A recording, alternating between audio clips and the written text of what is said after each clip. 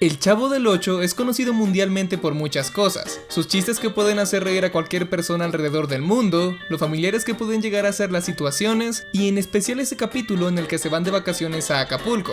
Fue un programa que arrasó con todas las barreras sociales y culturales habidas y por haber, y no solamente en Latinoamérica, ya que llegó a ser traducido a 50 idiomas diferentes, incluido el japonés. De hecho, puedes encontrar un capítulo del Chavo con su traducción oficial al japonés en YouTube, y verlo es una experiencia extrañamente surrealista, en especial cuando el Chavo dice Girafales Sensei y Popis Kun. Yo no soy capaz de ver el capítulo completo sin antes sufrir un aneurisma, pero si decides aventurarte a ese extremo tan extraño del internet, tal vez te pueda ayudar nuestro sponsor del día de hoy, una buenísima aplicación llamada Traductor.io.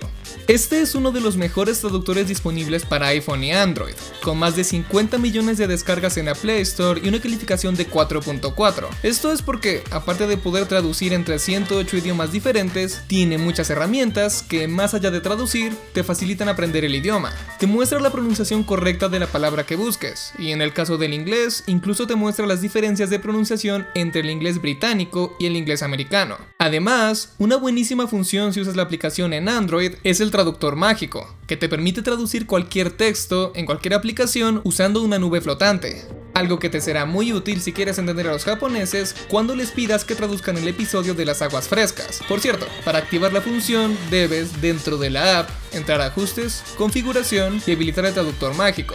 Otra de sus muchas funciones es el traductor de voz, que te permite charlar con alguien más en tiempo real en 58 idiomas. Para activarlo, desde Android activas la opción de voz en la pantalla principal de la app y desde iPhone vas al icono de A y luego activas conversación. Y por si fuera poco, también puedes traducir sin internet.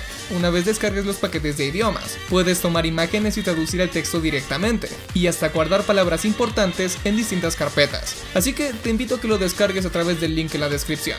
Ahora sí, de vuelta al Chavo, Don Ramón y sus exorbitantes deudas.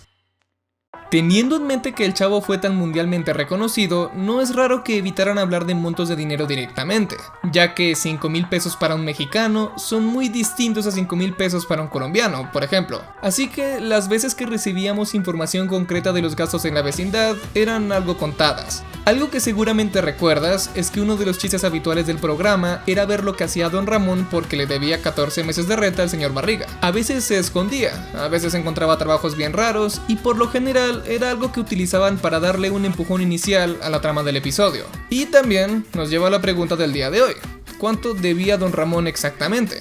Esto no es solamente calcular cuántos son 14 meses de renta, que de por sí es bastante difícil porque tenemos que deducir exactamente cuánto pagaba y para eso saber dónde está la vecindad y así, sino que también tenemos que ver si alguna vez Don Ramón pagó o si le perdonaron la renta o si el costo aumentó o qué. Así que tenemos bastante trabajo por delante. Algo bueno es que no tenemos que destruirnos el cerebro intentando descubrir en qué época transcurre el Chavo. Era un show bastante contemporáneo y fue producido durante la década de los 70s. Sus episodios van de 1971 al año nuevo de 1980, lo que nos da un rango de tiempo bastante conveniente. Ahora, lo primero es descubrir cuánto costaba un mes de renta, y como ya dije, para poder saber cuánto cuesta un mes de renta en la vecindad, tenemos primero que definir dónde queda la vecindad exactamente, lo que será impresionantemente jodido, aunque no lo creas. Pero antes de llegar a la parte jodida, empecemos por lo más fácil. Sabemos que la vecindad está en la Ciudad de México, gracias al episodio en el que todos van a Acapulco. Aquí, cuando el Chavo llega a Acapulco y se encuentra con la Chilindrina, ella le pregunta que cómo llegó, y el Chavo dice que lo trajo el señor Barriga. La Chilindrina le pregunta que si fue el Botellón con patas, y cuando el señor Barriga pregunta que quién es Botellón, la Chilindrina responde que es un viejo gordo que tiene una vecindad en México. Esto, para los que no vivimos en México, significa que la vecindad queda en México DF, como antes se le decía a lo que hoy se conoce oficialmente como Ciudad de México. Y bueno, hasta ahí llega lo fácil. Verás, la vecindad es en realidad una representación de las vecindades de clase media o media baja en la Ciudad de México en los 70s. No es una vecindad real, dentro de un barrio real. Pero a pesar de eso, tenemos varias pistas que nos pueden dar una idea de dónde quedaba, más o menos, la vecindad del Chavo. En el episodio El perrito callejero, el Chavo sale de la vecindad a buscar un perrito, y cuando juega con uno que encontró, el perro lo muerde. Cuando encuentra a la Chilindrina y a Kiko, les dice que el perro lo mordió en la avenida Insurgentes, así que sabemos con seguridad que la vecindad queda a unas cuadras de la avenida, ya que el Chavo seguramente no atravesó media ciudad después de ser mordido por un perro.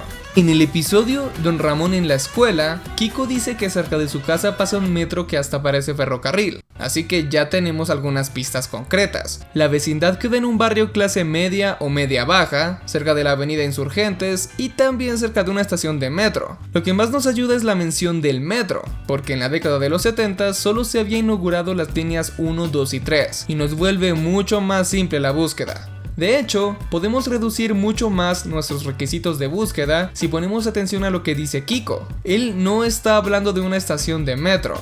De hecho, esa pequeña frase nos ayuda de dos formas. Él dice, cerca de mi casa pasa un metro que hasta parece ferrocarril. Él no habla de una estación como tal, sino de que el metro pasa cerca de su casa. Además, para que parezca ferrocarril y Kiko lo pueda ver pasar, muy seguramente debe ser una parte del metro que pasa por la superficie. Así que estamos buscando, además, un tramo del metro que esté en la superficie y que quede relativamente cerca de la avenida Insurgentes. Bueno, en esa época el único tramo del metro que iba por la superficie, o sea, no subterráneo, era el que iba en la línea 2, desde San Antonio Abad hasta Tasqueña. Este anda de forma paralela a la avenida Insurgentes, aunque el punto más cercano es por el tramo de San Antonio Abad.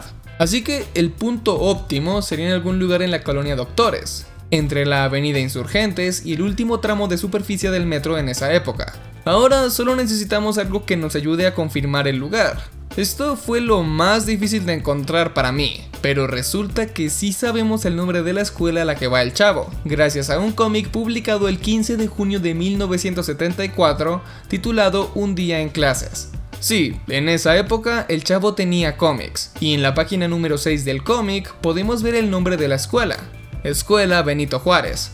Y convenientemente, la escuela primaria Benito Juárez, una de las primeras escuelas primarias públicas de la Ciudad de México, está literalmente a 5 cuadras de la colonia Doctores. Y por si te quedaba duda, tras más investigación, descubrí que Televisa Chapultepec, el estudio en el que se grabó El Chavo del Ocho, queda en el lado norte de la misma colonia Doctores. Entonces, ya que sabemos que queda allí, ¿cuánto costaba la renta en un lugar así? Esta pregunta no es tan fácil de responder. Verás, hace unos años, un estudio de una inmobiliaria quería responder esta misma pregunta: ¿cuánto costaba la renta en la vecindad del Chavo? Concluyeron que la renta en un lugar así, en los años 70, era de $63 mensuales de la época. Y todo eso está muy bien, pero se les olvidó hablar de la inflación.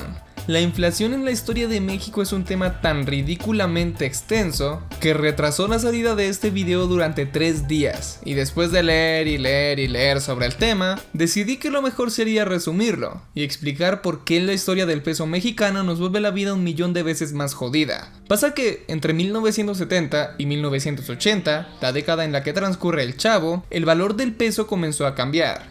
La década siguiente dio una inflación descontrolada.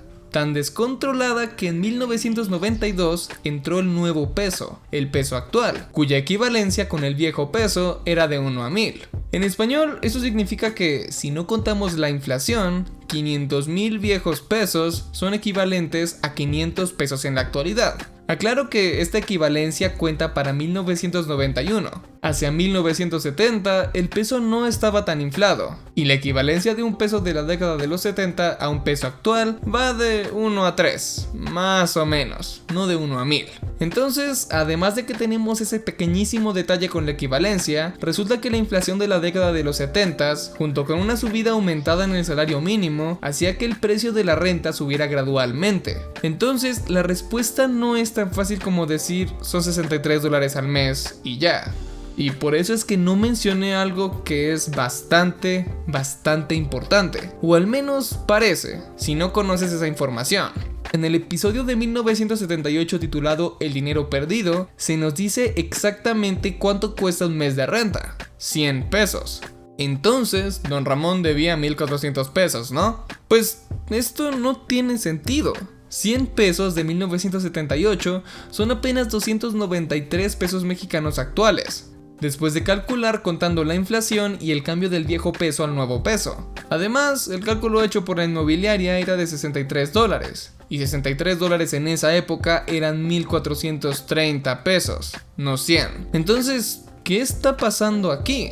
Sí, sabemos que el precio de la vivienda era mucho menor al actual, pero ¿100 pesos mexicanos? ¿En serio? El salario mínimo diario en 1978 era de 102 pesos. Entonces tenemos tres opciones. O la vivienda era exageradamente barata, o este es un chiste y nada más, o el señor Barriga no le subió el precio de la renta en los últimos años. Y la verdad, yo creo que es una mezcla de todas las opciones. Sí, esa es una renta súper barata estando en la colonia Doctores. E incluso para su tiempo era bastante económico. Pero está dentro de lo posible que el señor Barriga le haya tenido misericordia a los que vivían en su vecindad. Y creo que tenemos una prueba de eso. En el mismo cómic de antes, Un día en clases, tenemos un personaje original, el Güero, que vive en la vecindad con todos los otros personajes. En este mismo cómic, él menciona que le subieron la renta a su mamá de 50 a 60 pesos y que debe 10 meses. Entonces tenemos confirmado que la renta era bastante barata. Algo muy curioso es que entre la salida del cómic y la salida del episodio del dinero perdido hay 4 años, y para llegar a 100 pesos mensuales, el señor Barriga hubiese tenido que subir la renta de a 10 pesos exactos por año. Lo normal sería que lo subiera a una velocidad mayor, pero ya que se aguanta que le queden debiendo la renta tanto, no se me hace raro que también decidan no cobrarles tanto, teniendo en mente que las personas de la vecindad no son de recursos muy altos.